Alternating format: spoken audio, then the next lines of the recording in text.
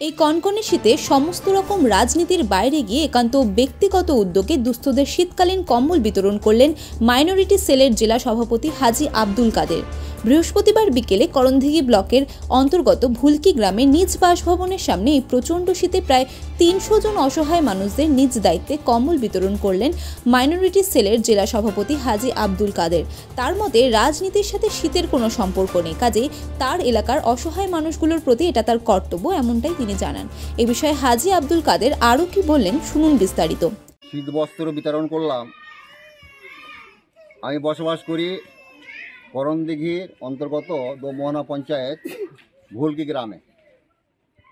আমার এখানে অনেকগুলো বিধবা মা বোন আছেন, অনাথ আছেন, গরিব এবং অসহায় মানুষ আছেন।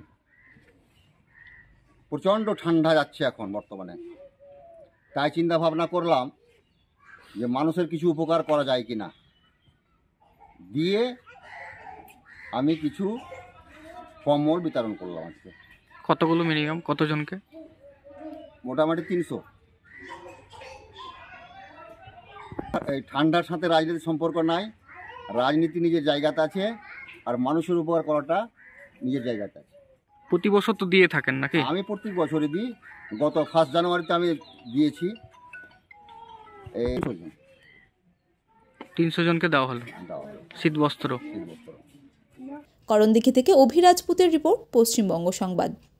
Wait, so this was your wedding look? Oh my God, Tammy, you look pretty. Dhaka থেকে যখন আইছিলাম এ হগল আমার মা আমারে পরাইয়া দিছিল। It's so authentic, Tammy. I will go for this look. But what about my goina? সাদা রঙের রুমালটিতে গোলাপি রঙের কাজ, সব মিলিয়ে দারুণ হবে নতুন কনের সাজ। আমার গয়না আমার শ্রী ঢাকা জুয়েলার্স, আভিজাত্যের গয়না।